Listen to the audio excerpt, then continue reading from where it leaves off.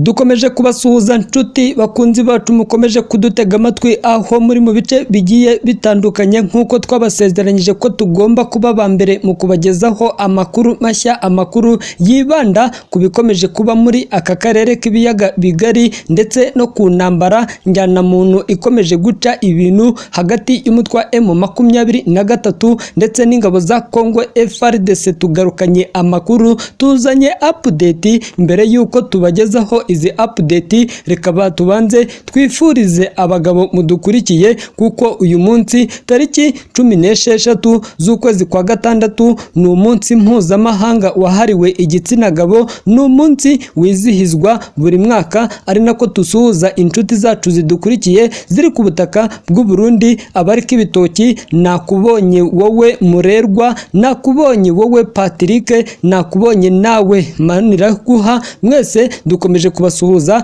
ari nako dusuhuza abadukurikiye bari ku butaka bw'igihugu cya Repubulika ya Demokarasi ya Kongo, abari i Goma, abari i Kinshasa, abari i Bukavu. Mwese dukomeje kubatera yambo dusuhuza abadukurikiye bari ku butaka bw'u Rwanda, abari mu ntara y'Uburasirazuba, abari mu majyepfo, abari mu majyaruguru, abari mu burengerazuba ndetse n'umujyi wa Kigali. Mwese dukomeje kubasuhuza, tunasuhuza inshuti zacu zidukurikiye ziri ku butaka bw'igihugu cya Tanzania, abari mu Bugande, abari muri Kenya, abari muri Sudani ndetse n'abadukurikiye bari ku butaka bwa Leta Zunze Ubumwe za Amerika, Uburusiya, Ubushinwa. Mwese dukomeje kubasuhuza tubifuriza kugubwa neza, tubifuriza amahoro y'Imana ndetse n'imigisha kugira ngo bikomeze bibane namwe mu mirimo mukora igiye itandukanye. Noneho ibintu byakomeye, ibintu byahinduye isura, amazi ntakiri yandi, ingoma zahinduye imirishyo. M23 isi yongeye kuyikubita hejuru. Kuri ubu ngubu aba barwanya umutwe wa M23 barimo gutakamba, barimo kuboroga, barimo guhunga bucece, barimo guhungira mu gihugu cy'Ubugande. Amakuru tuzanye ni ibitero bikomeye cyane, ni ibitero byongeye kumvikana muri teritwari ya Rucuru ndetse no muri teritwari ya Nyiragongo. Uduce dutandukanye two muri teritwari ya Nyiragongo harimo kumvikana guturikwa kw'amabombe aremereye, harimo kumvikana kurasana gukomeye cyane, kuko guhera ku munsi w'ejo kuwa gatandatu mu masaha y'umugoroba bivugwa ko ingabo za Congo FARDC zagabye igitero gikomeye cyane ahagana isaa 11 za nimugoroba ku birindiro bya M23 biherereye muri teritwari ya Nyiragongo mu gace ka Kanyamahoro. Bivugwa ko ibi bitero byasize bishegeshe, byasize bishengebangabaje abarwanyi b'umutwe wa M23 nk'uko ibinyamakuru bitandukanye dukesha iyi nkuru byabishyize ahagaragara ku mashusho ndetse n'amafoto yacicikanye ku mbuga nkoranyambaga z'abakongomani. Nimugoroba hagaragaragaho imodoka nyinshi za gisirikare, hagaragaragaho ibisasu biremereye ingabo za Congo FARDC zari zirimo ziramanura mu bice bitandukanye, by'umwihariko ahangaha muri teritwari ya Nyiragongo. Nyiragongo hari hashize igihe kirenga ukwezi nta mirwano irimo irahabera, kuko imirwano yaherukaga kuhumvikana n'imirwano yari yaciye ibintu hagati y'abawazarendo ndetse n'izi nyeshyamba za M23. Ahubwo ubu ngubu Nyiragongo yari irimo irumvikanamo imyitozo ihambaye yakorwaga n'ingabo za Congo FARDC zifatanyije na SADC ndetse n'abarundi. Ariko guhera ku mugoroba wo ku munsi w'ejo tariki 15 kugeza mu rukerera rwo kuri iki cyumweru, bivugwa ko byari imiborogo n'agahinda ku barwanyi ba M23 ndetse n'abaturage batuye muri biriya bice. Ikinyamakuru cya Resi Volcanius cyanditse ku rubuga rwatwo rwa X ahoze ari twita ko inyeshyamba za M23 zagiye mu mirwano ikomeye cyane n'ingabo za Congo FARDC, kandi bigasiga ibirindo bitandukanye bya M bishwanyagujwe, bigasiga ibirindo bya M23 bigizwe umuyonga. Bivugwa ko bivugwa ko iyi mirwano yasize hakomeretse abarwanyi benshi, abandi bahitanwa n'iki gitero nk'uko iki kinyamakuru gikomeza kugenda gitangaza iyi nkuru. Ubwo twageraga muri studio mu masaha ya saa 9 bivugwa ko ingabo za Congo FARDC zari zikirimo kurasana bikomeye cyane n'uyu mutwe wa M23, kandi iyi mirwano irimo irakoreshwamo imbunda ziremereye, irimo irakoreshwamo imbunda karahabutaka. Binavuga ko BM ndetse na Katahusha ari zimwe mu mbunda zari zirimo kumvikana muri ibi bice. Ni imirwano ibaye nyuma y'uko minisita mushya w'ingabo za Repubulika ya Demokarasi ya Kongo Kabomba aherutse gutangaza agashyira ukuri kose ahagaragara, akavuga ko ibwiriza cyangwa se itegeko ryaturutse kwa Perezida Felix Antoine Tshisekedi abasaba ko bagomba kwisubiza ibice byose izi nyeshyamba za M23 zafashe, bagatera n'u Rwanda, ubutaka bw'u Rwanda bakabwomeka ku butaka bwa Repubulika ya Demokarasi ya Kongo. Gusa ibi byose leta ya Kinshasa itangaza ku Rwanda ngo bisa nkaho ari ugukirigita ukisetsa, kuko u Rwanda rufite ubushobozi bwo kuba rwashwanyaguza Repubulika ya Demokarasi ya Kongo, kandi u Rwanda rufite igisirikare gikomeye cyane kirenze ku cya Repubulika Iharanira Demokarasi ya Kongo. By'umwihariko nubwo ngo Kongo iherutse kuza mu bisirikare bikomeye cyane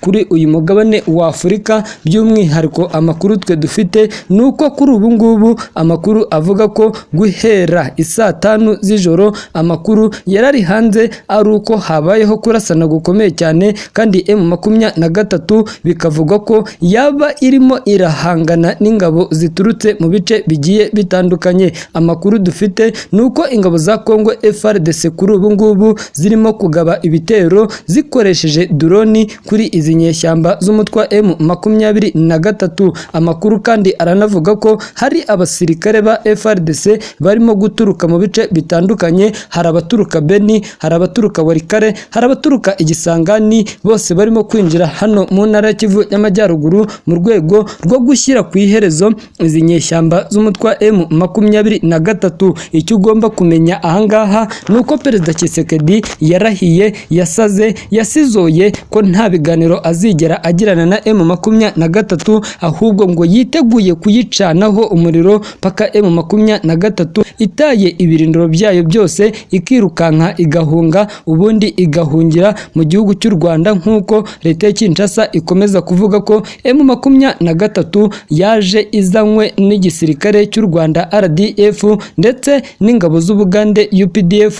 Nizo Perezida Tshisekedi akomeza gushimangira ko zikomeje kumugabaho ibitero zikinze inyuma y'umutwe M23, zigambiriye gusahura umutungo kamere w'iki gihugu. Ibinyamakuru bitandukanye byose bikomeje kugaragaza ko ku butaka bwa Repubulika ya Demokarasi ya Kongo ingoma zahinduye imirishyo, amazi atakiri ya yandi, kuko ngo abasirikare bakomeje gupfa nk'ubushishi, abasirikare bakomeje kwicwa uko bwije nuko bukeye. FARDC yatangije ibindi bitero ikoresheje droni nyuma y'uko M23 bigaragaye ko ku butaka yamaze kunesha ingabo za Congo FARDC. Amakuru dukesha Rwanda Tribune ikesha nayo amasoko yayo nuko kuri ubu ngubu Bukumbo ivuga ko guhera ku wa gatanu tariki 14 Kamena 2024 mu rukerera ingabo za leta ya Kongo Kinshasa zagabye ibitero kuri M23 ku birindiro byayo biherereye ahitwa Kanyabangohe ndetse na Musheberi. Ibyo byari bigamije gushwanyaguza ibi birindiro by'uyu mutwe wa M23. Umwe mu bayobozi b'ingabo za FARDC mu mujyi wa Goma utashimye ko amazina ye atangazwa, yavuze ko ubwo indege ntoya za droni zageraga hariya Kanyangohe yakoze akazi gakomeye cyane, ariko kugaba ibitero bikomeye cyane kuri M23 bakoresha imbunda zikomeye cyane. Mu butumwa bwe avuga ko leta ya Kinshasa nta gahunda n'imwe ifite yo kugirana ibiganiro na M23. Agace ka Kanyangohe na Musheberi duherereye muri grupama ya Bukombo muri teritwari ya Rucuru muri Kivu y'Amajyaruguru. kandi ni uduce tuvugwamo abawazalendo benshi. Kuri ubu ngubu ingabo za Kongo FARDC uko bwije nuko bukeye zirimo guhabwa amafunzo, uko bwije nuko bukeye zirimo guhabwa imyitozo ikomeye cyane, by'umwihariko itegura urugamba rwo gushwanyaguza, itegura urugamba rwo kurimbura burundu abarwanyi b'umutwe wa M23. Murabizi ibimaze iminsi bitangajwe na Minisitiri mushya w'ingabo za Repubulika ya Demokarasi ya Kongo, washyize ukuri ahagaragara akavuga ko leta ya Kinshasa nta nzira n'imwe itazakoresha mu gushwanyaguza no mu kurimbura abarwanyi b'umutwe wa M23, ngo gusa inzira batazakoresha niyo kuba bagirana ibiganiro na M23, ahubwo ko biteguye gukoresha imbaraga za gisirikare mu gushwanyaguza no mu kurimbura abarwanyi b'umutwe wa M23. Kuri ubu ngubu guverinoma nshyashya ya FARDC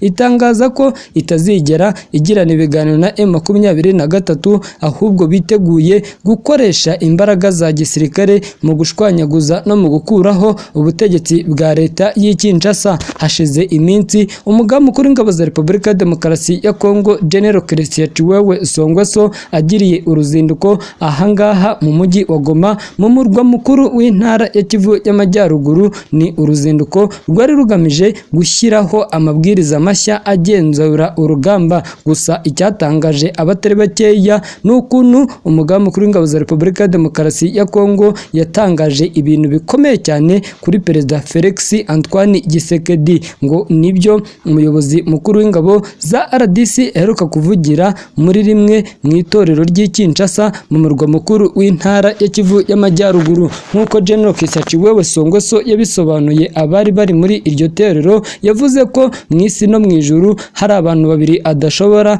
guhohotera. Bwa mbere avuga Imana, bwa kabiri arushaho kuvuga Perezida Felix Antoine Tshisekedi Tshilombo. Chiwewe Songweso avuga ko muri manda ya mbere ya Perezida Felix Antoine Tshisekedi y'imyaka 5 yasanze General Christian Chiwewe Songweso afite ipeti rya Brigadier General, ahita amuzamura amuha ipeti rya Major General, maze ngo aza kongera kumuzamura amuha ipeti rya Lieutenant General, ndetse nyuma y'igihe gitoya arongera amuzamura amuha ipeti rya General Pfuru, ipeti risumba ayandi yose mu basirikare bari kuri ubutaka bw'i Kinshasa. Yanavuze ko Perezida Tshisekedi muri iyi manda ye ya kabiri yamubajije niba hari irindi peti yifuza ko yamuha, nawe aramubwira ati nta rindi peti nshaka. Yagize ati Tshisekedi ntacyo namuburanye, yamaye ipeti riruta ayandi mu basirikare ba leta y'i Kinshasa bose bafite.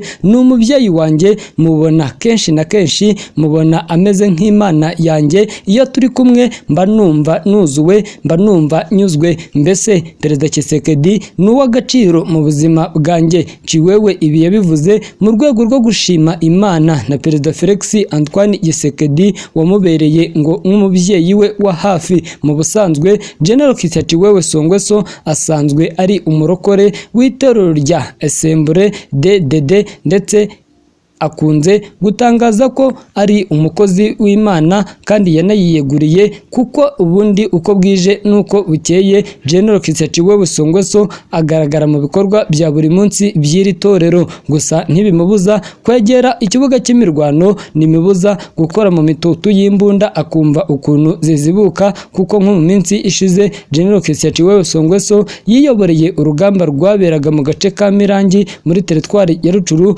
mu ntara ya Kivu y'Amajyaruguru, aho yari ari imbere ku mirongo y'urugamba arimo arakoresha imbunda yo mu bwoko bwa CMG ndetse na BM. Bikanavuga ko katahusha zari ziri aho hafi zirimo kugenzura nimba hari umwanzi wakataka umugaba mukuru w'ingabo za Repubulika ya Demokarasi ya Kongo. General Christian Chiwewe Songweso ni umwe mu basirikare bakomeye cyane, ni umwe mu basirikare bakomeye ku butaka bwa leta y'i Kinshasa, nk'uko nawe abyivugira, avuga ko ari we musirikare wenyine wenyine ufite ipeti rya generali ku butaka bwa leta y'i Kinshasa. Perezida Tshisekedi akomeza gushimangira ko ikiguzi cyose bizamusaba icyo ari cyo cyose yiteguye kugitanga, ariko agaca agasuzuguro, agaca ubuhake, avuga ko ari ubwa leta y'u Rwanda, leta y'u Bugande ndetse na leta ya Kenya bimushoraho intambara byikinze inyuma y'izi nyeshyamba za M23. Kuva mu mwaka w'ibihumbi 2021 Perezida Tshisekedi nibwo yatangiye gushinja no gushimangira ko u Rwanda rutera inkunga umutwe wa M23. Ni ibirego u Rwanda rutahwemye guhakana rwivuye inyuma, rukanagaragaza ko nta nkunga n'imwe ruha M, ahubwo Kongo kariyo ifite inacumbikiye inyeshyamba z'umutwe wa FDLR zigizwe ahanini n'abasize bakoze jenoside mu gihugu cy'u Rwanda 1994. Kuva icyo gihe kugeza na n'ubu ngubu u Rwanda bivugwa ko rubangamiwe n'iyi mikorere, kandi u Rwanda rwamaze kongera ubwirinzi ku butaka, mu kirere ndetse no ku mazi. Abasesenguzi mu bya politike n'abakurikiranira hafi iby'iyi ntambara bemeza ko kuri ubu ngubu kuba wafatanya FDLR ukayitandukanya n'igisirikare cya Kongo FARDC byagorana bikomeye cyane, kuko hari bamwe mu barwanyi ba FDLR bamaze kwinjira neza mu gisirikare cya leta y'i Kinshasa. Binavuga ko hari abarinda umukuru w'igihugu, binavuga ko hari abari mu nzego z'umutekano zikomeye cyane zinafata ibyemezo muri guverinoma y'i Kinshasa. Hashize iminsi umuvugizi wa guverinoma ya Repubulika ya Demokarasi ya Kongo Bwana Patrick Muyaya ahakanye ko nta muntu urwanyi cyangwa se